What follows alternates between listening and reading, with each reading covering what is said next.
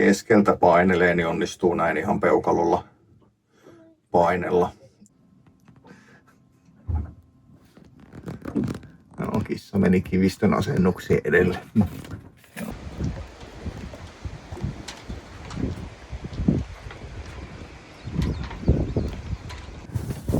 Autossa on silleen niin kuin ehkä riittävästi tavaraa ja siinähän töröttää.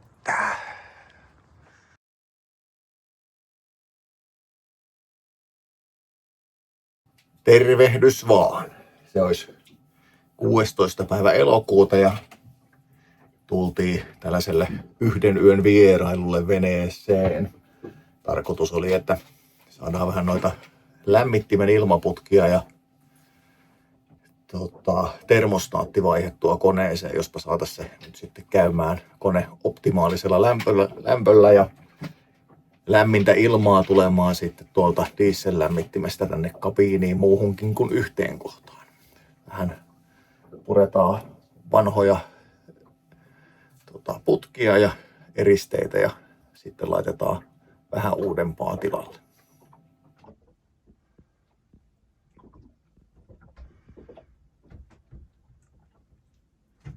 Sen verran oli damakeakin sattunut, että tuosta, mistä sähköjohdot tulee tuolta istumakaukalon laatikon pohjasta, niin siitä oli tullut nyt sitten vettäkin vähän sisään tänne. Löytyy tuolta akun alta lammikko, niin pitääpä tilkitä sekin reikä siitä sitten samalla. Tuolta tulee nyt vanhat eristämättömät putket ja tuossa oli liitoskohta, oli sen verran hapero, että ne ei enää kestänyt käsittelyä. Niin vaihdetaan siihen nyt sitten vähän uudempaa putkea. Saadaan sitten tähän Joan hyttiin tulemaan ilmaa ja tosta menee sitten tonne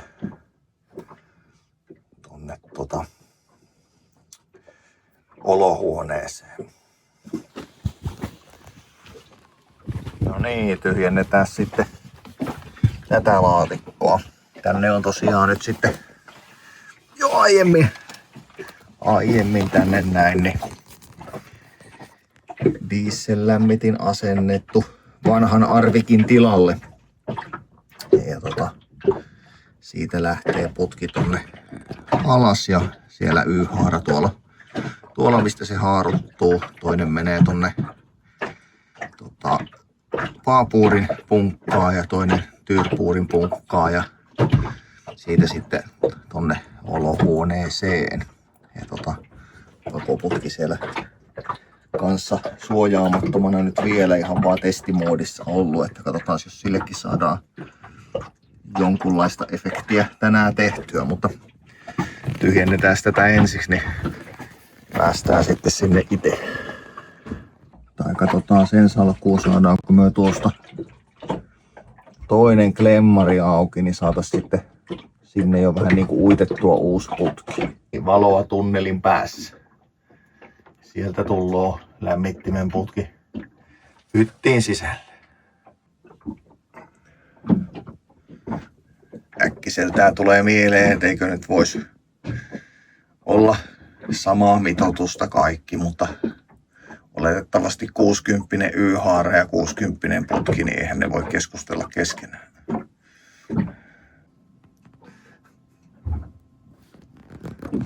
No, kissa meni kivistön asennuksiin edelle. No, ei vaan. Tännekin tuli putki, niin vahvistetaan tätäkin liitosta vähän matkaa. Se nyt tämän syksyn seikkailut kestäisi. Katsellaan sitten vaikka ensi keväänä, että uusiiko tämän koko putken, mikä tulee tänne ja miettii sitten, että tarviiko tonne keulaan vetää vielä putkea kanssa. Mutta nyt saadaan tähän puhalluspiste tänne olohuoneeseen. Tää tästä vielä murheeksi muu.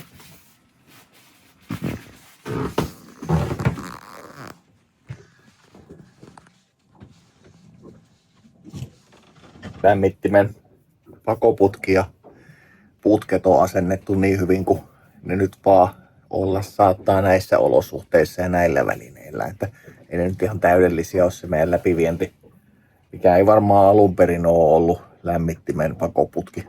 Voisin äkkiseltään veikata. Niin tai no, mikä muukaan se olisi, varvikki on varmaan ollut alkuperäinen, mikä tähän veneeseen on asennettu, mutta se siellä pyöriskelee. Niin ehkä meidän pitää miettiä siihen vielä uusia ratkaisuja tuossa taaempana. Että jos laitettaisiin tuonne peräpeiliin samanlainen systeemi kuin Aventuraan, niin tuntuisi järkevämmältä kuin tuolla sivussa oleva pakoputken reikä. Ilmakin on ansaitulla asennuslevolla. Niin rankkaa oli asentaminen. Ei vaan, Hilma kävi 4 kilometrin kävelylenkillä. No pieni korjaus. 2 kilometriä kissa käveli. Loput tuli repussa. Tai hienosti meni pitkospuita. Siitä ehkä voi olla kuvamateriaalia tai sitten ei.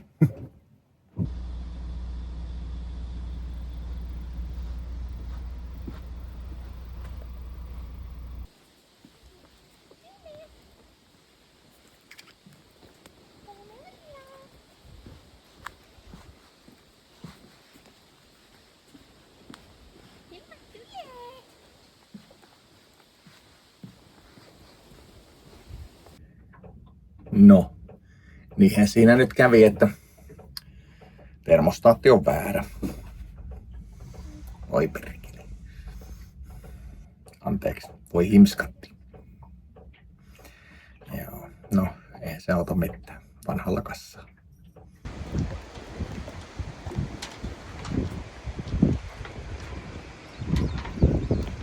Se oli sellainen päivä, remonttipäivä, eli lämmitin saatiin melkein lopulliseen asentoon. Raitisilmaputki jäi vielä laittamatta. Oli ajatus, että tuonne konehuoneeseen tulee 2 letkusta ilmaa ja 1 poistuu, niin niistä toinen menisi nyt sitten tonne lämmittimelle. Niin saisi siitä sitten tuoretta ulkoilmaa, mitä voisi tänne sisälle laittaa, eikä tuolta kaapista sitten sitä likasta ilmaa. Mutta se jäänee toiselle kerralle ja termostaatti kun oli väärä, niin sitähän ei ollut tietenkään järkeä vaihtaa.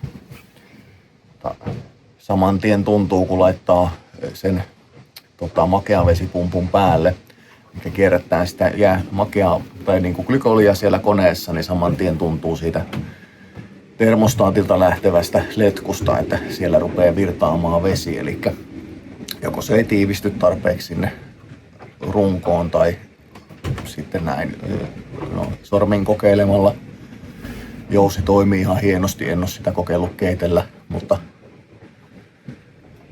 ehkä se uudella termostaatilla korjaantuu. No niin, sunnuntai. Olisiko nyt sitten viimeinen elokuuta. Ja ihan ei nyt sitten venetsialaisviikonloppua päästy nyt viettämelemään. Ei sinänsä mitään ongelmaa veneessä. Että se olisi ollut esteenä, mutta muu elämä haittaa veneellä vietettyä aikaa niin kuin tyypillisesti. Mutta tultiin nyt sunnuntaina kumminkin käymään. Kissa pääsee lenkille ja tutustumaan lisää veneeseen ja minä pääsen vaihtamaan termostaatin. Niin kuin ehkä aikaisemmissa videoissa on tullut ilmi, jos ei se nyt ole tämä sama setti sisällytetä sitten jo edellisiin videoihin, niin meillähän ei lämmöt nouse. Tai siis lämmöt nousee kyllä niin, että kone käy lämpöisenä varmaan jossain ehkä 60 asteessa tai jotain semmoista, mutta sehän nyt ei riittävästi ole, että kone voisi toimia tehokkaasti ja öljyt lämpenisi niin paljon, että sieltä nyt haihtuisi sitten kosteutta pois jo niin edespäin, niin edelliskerralla yritin jo vaihtaa termostaattia. Siinä onnistumatta, koska tilasin vahingossa nyt sitten Volvo Pentan makeavesijäähdytykseen sopivan termostaatin, ja sehän ei nyt sitten tietenkään Martekin makeavesijäähdytteiseen koneeseen sitten käy. No, nyt mulla on uusi termari.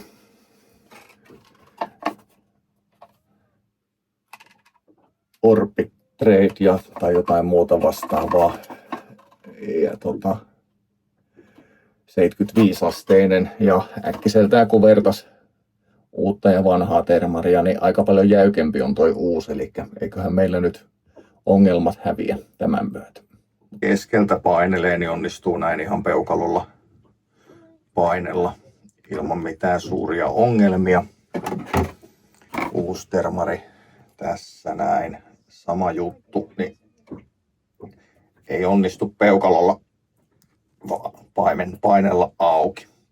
Niin eiköhän se ongelma nyt siinä jo ratkea. Laitetaan se tonne koneeseen, niin sitten päästään koekäyttelemään. No niin, uusi termostaatti paikallaan ja jäähytysnestettä vähän lisätty ja tasattu, niin katsotaan käynnistyksen vuoro ja sitten tarkkaillaan lämpötiloja.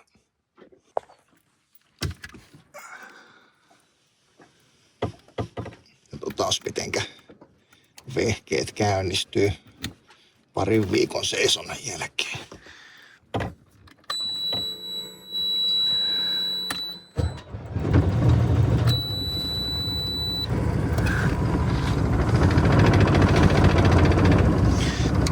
Rytisten käynnistyy.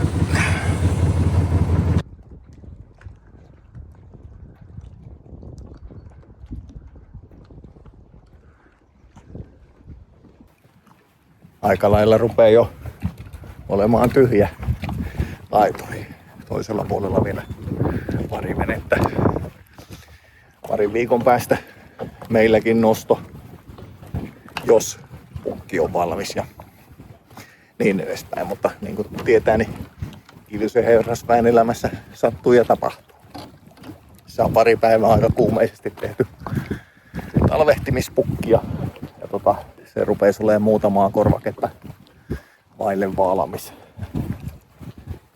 Ehkä siitä saattaa pilauksia tässä videollakin näkyä.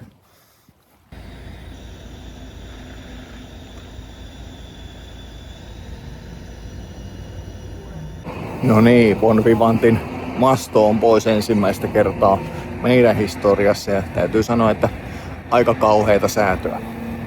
Siellä se taka-alalla pötköttelee. Oletettavasti mitään ei mennyt rikki, mutta baby stay etuvaieri niin jäi vähän huonosti sinne nostoköyden alle, eli sen reititys ei ollut ihan oikein, mutta tarkistellaan kohta damaket. Pääsee mastonkin pesemään niin kuin oikeesti.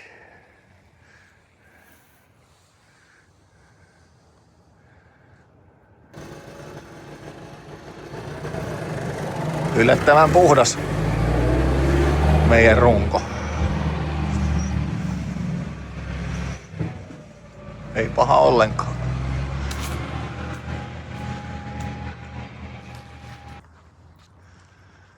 Siinähän töröttää. Noniin, pukkikin yllättävän hyvin asettu paikalle. Vähän se jäi vinoon. Vasen puoli on vähän ylempänä. Mutta talvehtii siinä nyt varmaan ihan hienosti. Kameralla näkyy itse asiassa vielä vähän paremminkin tuo vinous kuin näin livenä. Mutta siinä Bonvivant nyt sitten viettelee talvensa. Yllättävän vaivattomasti se siihen asettui ja voisin sanoa, että pohja oli helpompi putsata kuin viime vuonna Aventuran pohjaa, että sen verran oli jämäkässä viime vuonna Aventurassa Päijänteen ja Keiteleen kakat.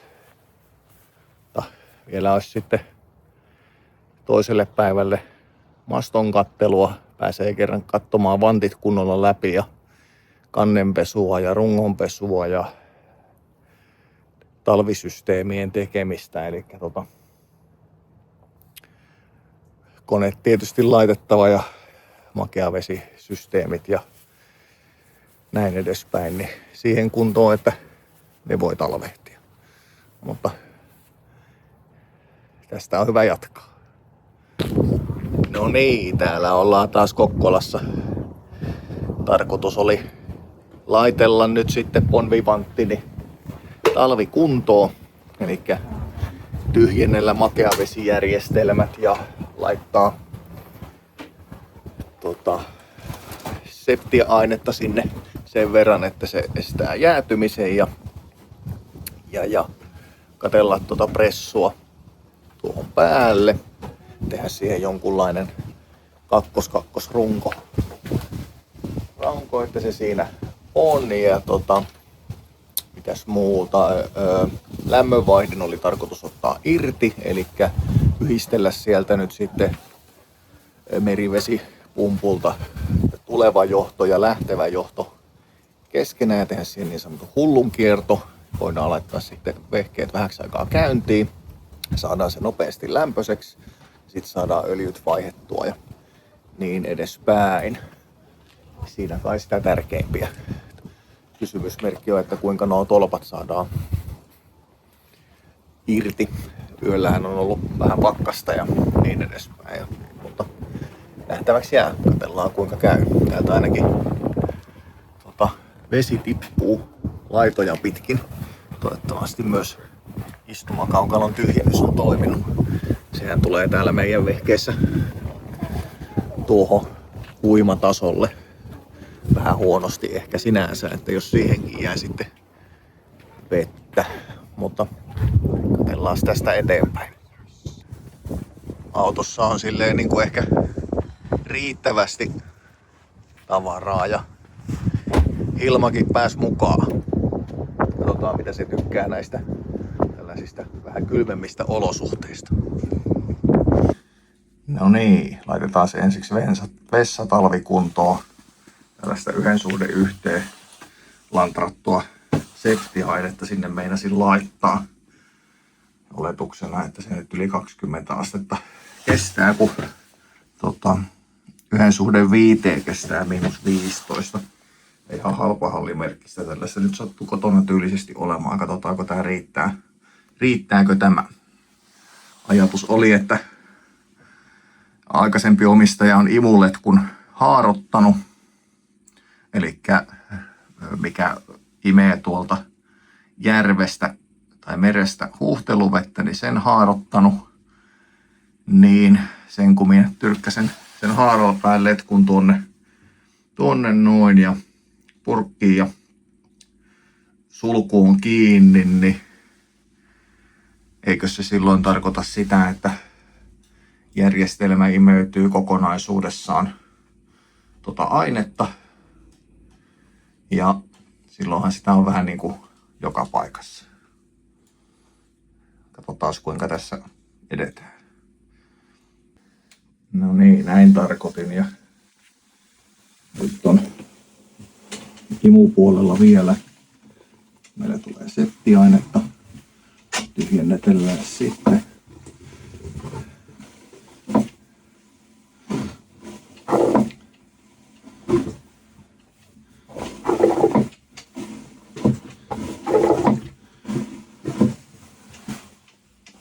On vielä ehkä litra jäljellä.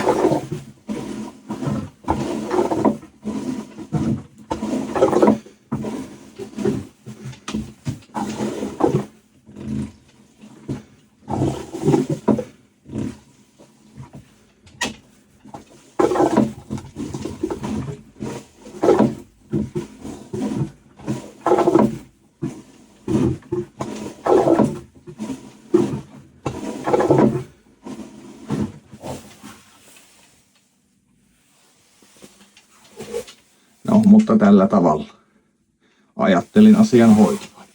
Keväällähän se sitten näkyy haljenneiden putkien muodossa ja rikkoutuneen vessanpumpun muodossa, että oliko tämä onnistunut ratkaisu. No niin, hyökätään nyt sitten makeavesijärjestelmän kimppuun ja oletettavasti tosta hanasta oletuksena, että kylmä vesi menee siitä sisään, niin lämmin vesivaraaja saa tyhjäksi. Voihan olla myös nyt, että toi letku on. Pitääpäs nyt vielä tutkia tätä letkusysteemiä. Tosta nyt varmaan lähtee kulmu kylmä ja oli niin, että nämä keltaiset on glykolin menoja tai glykolikierto. Joo, no niin, eli tuolta alaletkusta hanasta sen saa tyhjäksi. Jostain on lukenut, että täällä on joku anodikin jossain, mutta missä lienee. Katsotaan, tuleeko se vastaan. Hana on auki, mutta mitään ei tunnu tapahtuvan. Ilmaa sinne meni. Eli se on auki varmasti. Mutta katsotaan, onneksi mulla on salainen ase tähän. Kokeillaan salaista asetta ensiksi tonne merivesipuolelle. No niin, ensimmäinen reaktio oli hyvä. Pikkasen ilmaa sinne, niin rupeaa kummasti hanoista tulemaan vettä.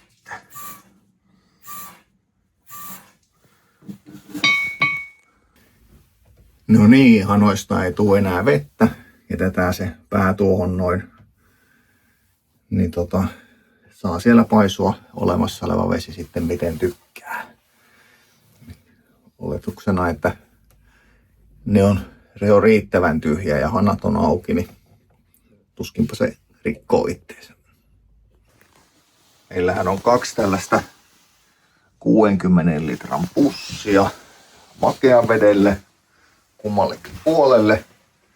Ja kummassakin näyttää olevan tollanen pikaliitin, niin painetaan niistä sitten seuraavaksi paineilmaa ja kuunnellaan lorinaa. Silloin voisi nyt äkkiseltään kuvitella, että toi meidän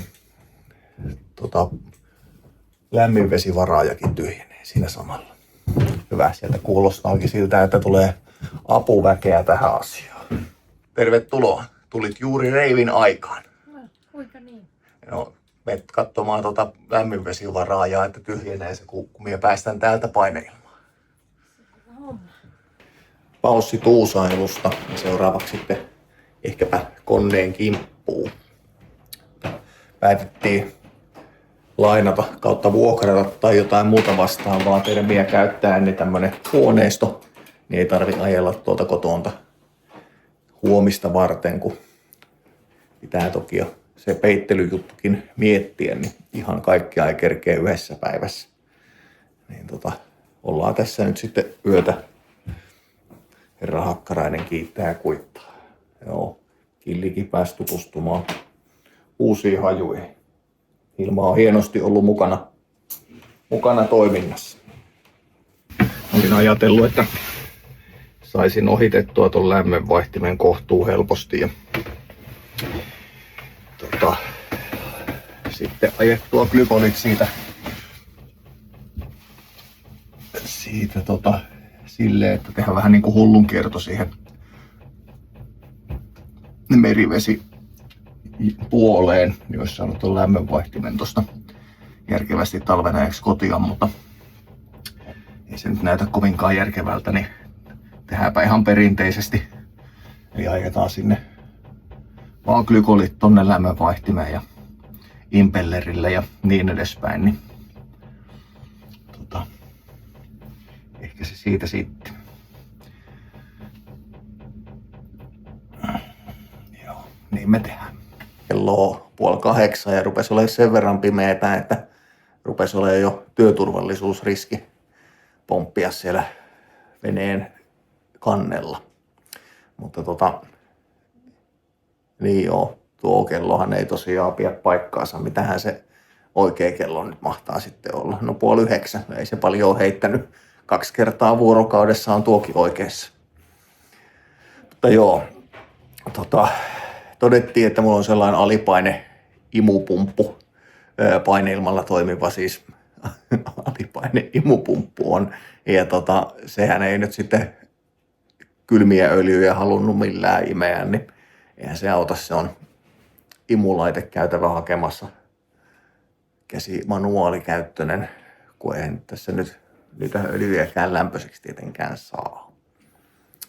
Ja se jäi kesken luonnollisesti, ei vaihdettu öljyjä siis ja sitten ruvettiin tekemään kansitelinettä ja todettiin sekin sudeksi jo ennen kuin se edes syntyy. Eli suunnitelma tuli niin, että siihen tulisi kakkosesta poikkipuu veneen keskilinjassa ja siinä jalkoja muutama kappale pystysuorassa ja siitä sitten poikkituet sinne veneen sivuille leveyssuunnassa. Ja niinhän se siinä käy, että kun on kumminkin niin leveä vehe 3,9 siitä leveämmältä kohdalta, niin jää vähän loivaksi se kulma. Eli pitäisi nostaa aika paljon ylemmäs siitä istumakaukalon kohdalta. Eli ehkä silleen, että se olisi siellä keulassa matalampi ja taaksepäin nousisi. Siinä sitä on kehitettävää tulevaisuudelle. Ja katsotaan, mitenkä huomenna onnistuu. Vähän jäi epäilys, että näinköhän sitä millään imulaitteella saa imettyä sitä kylmää öljyä, mutta huomisen sen näyttää. Ja mulla oli semmoinen pieni etiäinen, että siellä sellainen käsikäyttöinen pumppu olisi jossain penktin jäljiltä ollut, mutta eihän se nyt ainakaan eteeni tullut, niin niinhän se on vaan lähettävä ostelemaan. Mutta jatketaanpas huomenna tarinaa.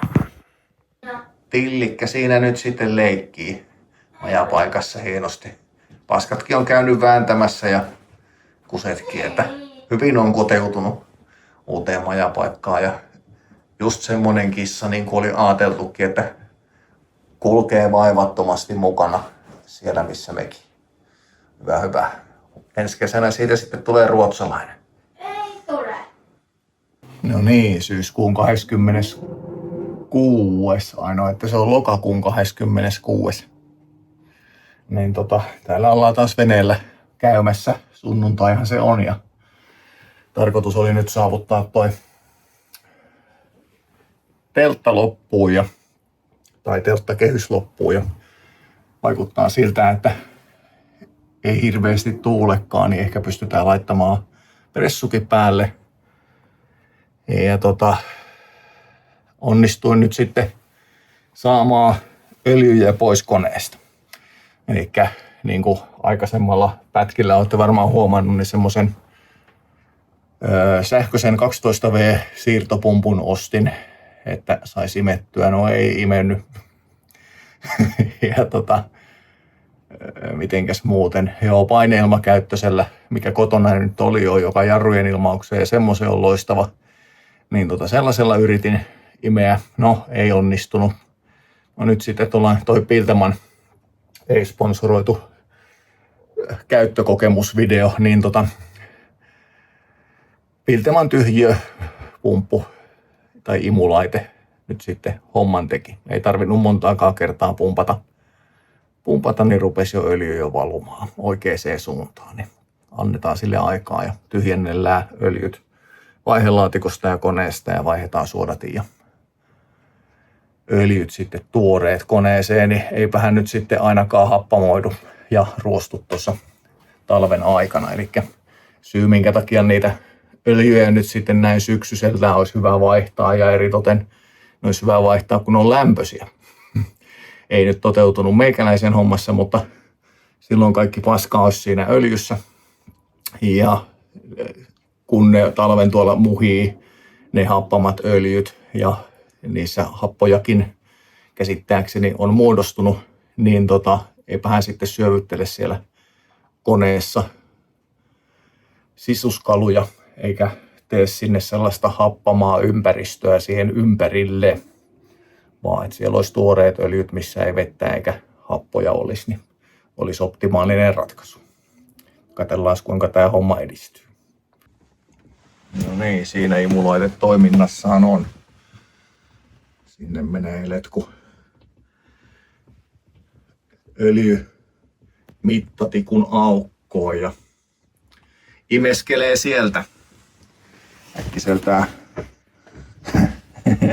Siellä ehkä jo 0,5 litraa on. Eli 5 litraa jäljellä. Pumppaillaan vähän lisää. No ei nyt mennyt öljy suodattimeen vaihto ihan niin kuin Römsössä. Oli pussi, joo, mutta joo, ei auttanut. Silti pari tippaa öljyä tippukoneen alle. Ei auta. Ne on vaan sieltä putsattava. Ei kun sitten uutta öljyä koneeseen. No niin sitä vaan nyt 8 desiä saatiin vaihelaatikkoon öljyä ja 4 litraa koneeseen. Hämäs kun manuaalissa luki, että pitää ottaa toi vaihelaatikon päällä oleva korkki auki, mutta ei saa täyttää sitä kautta. Johtuu varmaan siitä, että aika paljon hitaammin menee sitä kautta, kun suppilosi tuohon öljytikkuaukkoon ja siitä kautta. Mutta hyvin se täyttyi tuosta reijenkin kautta, kun ei nyt sattunut olemaan suppiloa painkan päällä. Sellainen käynti oli se. Saatiin öljyt vaihdettua ja oletettavasti toi pressun tukikehikko nyt suurin piirtein valmiiksi. Nyt kun vaan katsotaan sopivaa ajankohta sitten, ettei tuule ja muuta, niin käydään sitten laittamassa vielä tarppi paikalleen. Jatkunee tulevaisuudessa tämäkin saaka.